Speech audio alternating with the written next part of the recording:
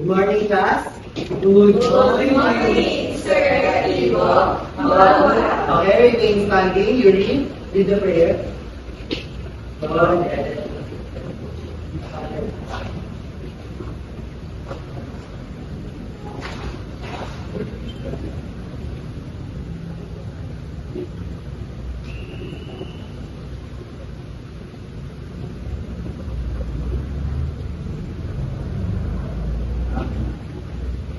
Okay, thank you, Yuri. Before we speak, pick up your classes under your people. Okay, sit down, guys. Miss Committee. Okay, come to Okay, class, before we start, have you ever written about your personal experience, like in a diary or social media? Yes, sir. Yes, sir. Can anyone share about their personal experience? Okay, Miss Daria. Okay, sir. So, one, I experienced writing my personal experience in a mini gallery, and my gallery to be specific. I experienced that last week. So, it's my birthday, and then one of my friends planned to do a surprise birthday party for me, and I'm very glad and I'm very happy because someone appreciates that day. And even though for me it's just a casual or ordinary day, there is still someone who remembered the significant or the importance of that day. Okay, thank you, Miss Daria. What a wonderful experience she had. How about you, Mr. Baliega? Way back elementary days, I used to write diary to my then ko lang ano ko na nasa school, lahat pag sa bahay. Ito yung sinusulat ko mga parang di mag-complete ko as a friend with diary. Okay. May connection siya between dun sa lesson natin. Now, we will talk about creative non-fiction. Do you any have idea about creative non-fiction? Okay, Nan? Please, Aliba, can you please read? Creative nonfiction, a literary genre that tells real stories that are artistic, creative, combined pure fact and creativity is focused on real experiences, real people, and real places, but told in a storytelling style. Okay, thank you, Ms. Aliba. It is said that creative non-fiction is all about telling a story in an artistic way, just like what Ms. Daria and Mr. Banega just did a while ago. It focuses on real experience, real people, and real places, but told in a storytelling style. Okay? There are different types of creative non-fiction. Can anyone read? Raise your hand. Okay, Ms. Kalili. Autobiography, a story of one's entire life written by a person. Do you have any idea about it, Ms. Kalili? So, yung autobiography mo is, ikaw yung nagsulat ng sarili mong story. So, for example, is the 12 or isang reflections wherein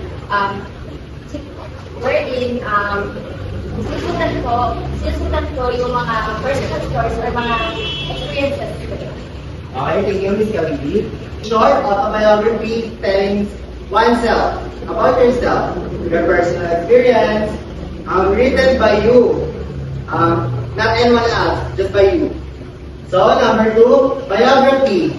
Can anyone read? Number 2, raise your hands. Okay, Ms. Daria. Biography, a story of someone's life written by another person. Okay, thank you, Ms. Daria. Do you have any idea about biography? My idea about this biography po is because this refers to a story that you have been written, and specifically you are the person or the author that is making or constructing a story about yourself. Thank you, Ms. Daria. Nice try. Biography means a story of someone's life written by another person. just like Talabuhay in Tagalog. Yung story ni Rizal is sinulat ng ibang tao. Okay? Nag-gets ba? Can anyone tell me what is the differentiate between the autobiography and biography? Anyone raise your hand? Okay, Mr. Banega. The difference between autobiography and biography is written there na, no? Yung autobiography is story of your own life. While the biography is story of someone's life. So parang ang natin doon, ang keyword natin is pag autobiography is ikaw mismo, personal self mo, personal experience. Then pag biography is yung word na someone. Kumbaga, iba yung nagsulat ng buhay. Okay, very good, Mr. Baniega. Yeah, come on, Mr. Baniega. And number 3, memoir. Say it again. Memoir. Can anyone read? What's number 3? Historic. Memoir focuses on specific memories or experiences in one's life. So based on my own understanding, memoir is focuses on specific memories or experiences which is written by one's life, one person. Very good, Miss Collins. You may now sit down. Miss Collins is correct. Memoir is focused on specific memories or experiences. The keyword is memories in memoir. So in short, for example, you're having a birthday, araw mo. So, specific memories na nangyari sa buhay mo yun, at that day, nag-focus ka doon at mas naaalala mo yun. Okay, gets? Okay, move on tayo sa number 4, journal. Second, journal. Very good. Okay, Miss Venus. Number 4, journal. It is a daily or regular record of thoughts and events. So, based on my understanding of what I've been observed, so, in journal, dito po natin nire-write yung mga nangyayari po na events to our everyday life. Yung mga, kumbaga, yung mga routine po na ginagawa natin, ganyan yung mga habits po namin everyday. Very good, Miss Venus. Thank you for your wonderful answer. The journal. Ayun nga naman yung daily record, regular record na nangyari within the day. Baga, lista mo lang lahat ng mga nangyari or mga tinis mo sa mga buhay mo. Okay? Let's move on to the number 5. Diary. Can anyone read? Okay, Miss, what's your name again? Abano. Okay, Miss Abana. Diary. Private notes or reflections written daily. So, dito po sa diary is yung mga private notes ko na yung sinusulat mo dito sa mga emotions mo lang na ikaw lang nakakalam. Like, for example, is may crush ka and sinisipit mo lang siya. So, ayun, nilalagay mo siya sa diary.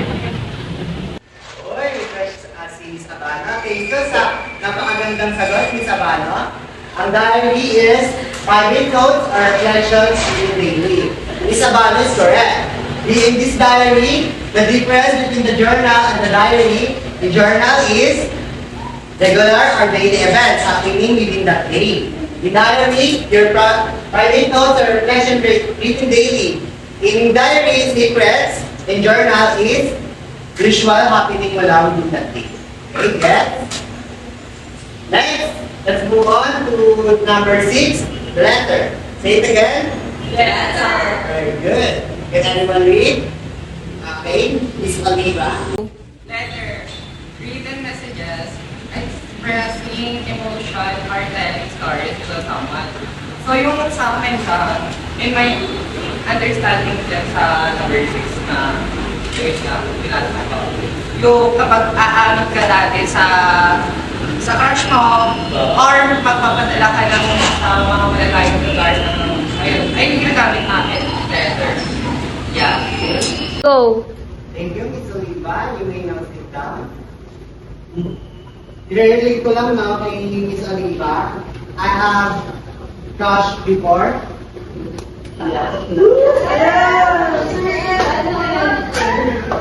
Nung Siguro na mga 20s ka? I usually write her a letter. Ito siya sa number 6 letter. Written messages expressing emotion or telling stories to someone. Just like I did before, I confess my feelings to someone through letter. Pamilya naman kayo dun na, sundin dumaan mga lolo't lola nyo. Okay? Now, alam niyo na kung ano ang letter. Right? Yes. Right. Okay. Number 7, personal narrative. Any of you know this personal narrative? Okay, na? Personal story narrated in first person means POV. You guys familiar with POV? Point of view? Okay. That translation or realization. Example, ako, nakasakit ako dito ng tao, dami. So, ma-realize ko yung ginawa ko sa kanya and susulat ko siya written sa papel. And, isa naman karog ko siya. Personal insight about an effect or takin. Okay, for example, sa documentary, I watch, pinanood ko kayo ng documentary about happenings or events na nangyari kayo within the day. Then, you will write about your personal insights, your thoughts. The slide is personal narrative. Ang differentiate niya is, yung nangyari sa'yo, personally, ikaw mismo ang nagsulat, and yung thoughts mo, sinad mo siya written. Then, sa reflection essay naman, yung nangyari doon sa ibang tao, then gagawa mo siya ng personal insight mo regarding doon sa event or topic na nangyari. Yes? Okay. Number 9. Let's move on to number 9. The true narrative. Say it again. True narrative. Okay, can anyone read? None? True narrative. A factual story told in a narrative form, almost like fiction but real. In true narrative, it is said that a factual story means true. Factual means true, okay? Told in a narrative form. Familiar mo kasi sa narrative, right? Tinuro natin last lesson. Doon lang yun. Insert mo siya in narrative form. Almost like fiction, na hindi na makatotohanan, gagawa-gawa, pero totoo. Para lang magkaroon siya, sabi nga sa creative non-fiction, it is a way in telling a story in an artistic way. Right? Ito lang siya, true narrative form. True narrative form. Okay? Let's go on to number 10. Black. Can anyone read? Black? That's number? Okay, Mr. Banyega. Blog, online writing that shares real stories, opinions, and reflections creatively. For me, blog naman ko is ina-upload natin ito sa online. Meron pong website na para doon tayo blog. For example, Twitter. Blog po kasi is lang siya, parang short lang siya nangyari sa buhay ko. Meron po din tayong iba't ibang klase ng blog. Pwede food blog, mag-write ka lang ratings mo about that food rather. Then, pwede din fashion blog, mag-write ka lang ng insight mo sa isang fashion trend na nangyari sa bansa. So, basically, blog is like writing in short and concise, telling your insights and stories in online. Okay, thank you, Mr. Banyega. Very well said. Explain na ang blog while writing that shares your story, opinions, and reflections. Thank you, Mr. Banyega. Hindi ko na siya kailangan explain. Ang galing mo. Okay, short reflection about the topic today. I have a question. Which types of the 18 country shot do you like and why? Raise your hands. Anyone? Okay, Ms. Deus. So, among all of the types of creative nonfiction, the most, kumbaga yung pinaka-favorite ko, sir, is yung journal. Kasi, in there, we can express ourselves and kahit na, kumbaga, halimbawa tayo yung type of person na introvert, we can share our thoughts and yung mga happenings in our daily lives through writing and through writing sa, ayun nga, dahil sa journal, in a creative way po, na wherein meron tayong mababalikan ng mga events sa life natin. Okay, thank you, Ms. Venus.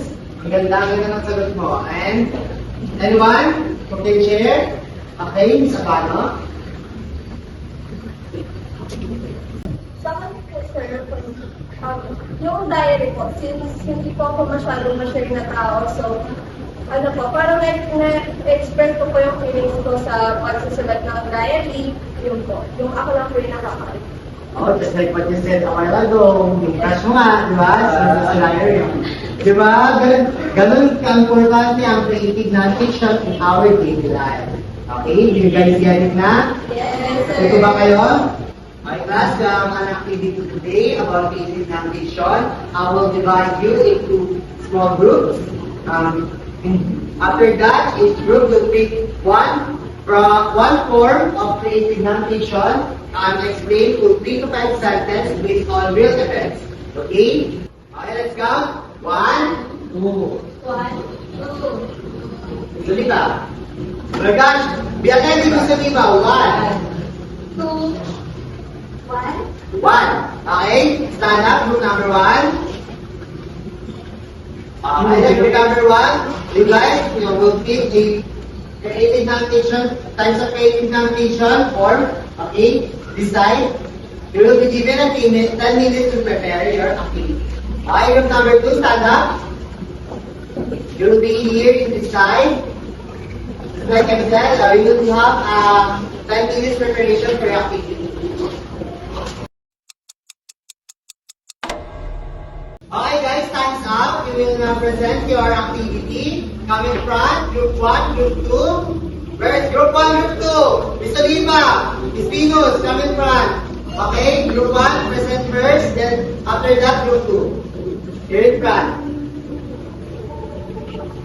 So for our which is we are the group 1. So in the types of creative non-fiction, we choose the letters. So we created a story about letters. So this is the story that we written for you. So the letter arrived, a beacon of hope in Maria's inbox. It confirmed her acceptance into the culinary program between 4 years. Living in a small town seemed impossible, but this letter was a promise of a brighter future, a chance to finally chase her passion for baking. With newfound determination, Maria packed her bags, ready to trade her quiet life for the bustling kitchens of Manila. So that's the presentation of Group 1. Very good.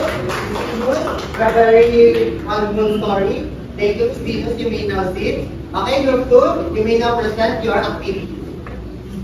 Okay, good day everyone. I am the representative of group. And my group shows love since it is commonly used nowadays. No? Then our main joke that we use to express it creatively is truant. So the poem titled The Heart of a Block. A block is born from mind and soul, a space where thoughts can take their soul. Stories bloom in every life, real but touched with heart's design. It tells of days both dull and bright, of grief that sparks in sleepless night. A diary shared for all to see, a voice of truth and honesty. Not fiction's mask, nor news too bold, but tales of life, sincere and bold. A block connects, it fills, it sticks. The writer's heart, it runs in its streaks. That's all for me. Okay, give you the Okay guys, I think all of you did a very well presentation. I hope everyone learned from me about creative non-fiction. Now, let's proceed to the assignment. For your assignment, I want you to write one paragraph sentence only about creative non-fiction based on your personal experience. I will be sending you the assignment on your GC. Inform me guys, because this learn is very makakalungkot. Okay? Next week, we will be having a quiz about creative non-fiction. That's for all today. Goodbye. You stay. Goodbye, Sir Kalimo. Thank you for teaching us today. Okay, you may now sit down. Thank you. Bye.